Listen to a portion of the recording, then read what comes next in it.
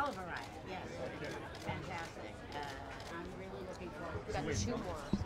I was cooking through my cooking career, chef career started in the 70s.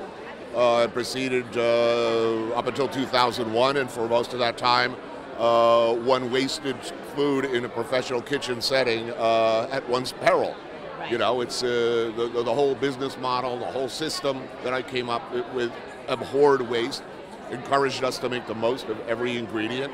And so to see that between 25 or 30% of all the food we manufacture and raise in this country ends up thrown in the garbage, I find that personally offensive.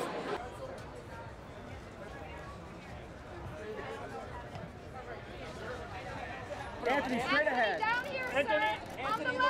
These are the Emmys for the people who actually make your shows are honored. Okay, the people who shoot the shows and make them look gorgeous, the people who write them, the people who lay in sound and do sound design, which is incredibly important, and the editors. Editing, man, the difference between a good edit and a bad edit, it's everything. It's everything. So, you know, these are the people who, you know, if you like the house you live in, these are the people who built your house. It's still remarkable to me every day that every time that I can pay my rent on time. Until age 44, I'd never been able to pay rent on time. I'd never had anything resembling, you know, I was living paycheck to paycheck. I was living the way, you know, college kids live. Till I was 44. I had no security, no possessions,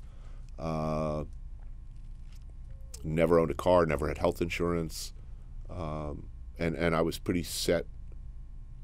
I mean, as comfortable as one can be with that situation. I mean, that's where I was at age 44, and then Kitchen Confidential came out.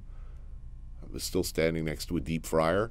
So even though it's 11 years later, you know, as I like to say, the smell of the steam table and the griddle is still pretty fresh in memory, and I guess in some ways it informs, you know, how I live my life now. You know, it's a coming to terms with a lot of mixed emotions about things. Certainly, it's a coming to terms with how my life has changed in the 10 years since Kitchen Confidential, which is to say, completely changed. I went from a guy, you know, broke. Had been broke, never insured, never owned anything, perpetually in debt, hard-working guy, to overnight the guy with the best job in the world, with the freedom to travel around the world doing anything he wants and get paid for it. So it's a coming to terms with that, and also a look at the industry that I covered in Kitchen Confidential, and how that's changed in 10 years, which is to say, enormous.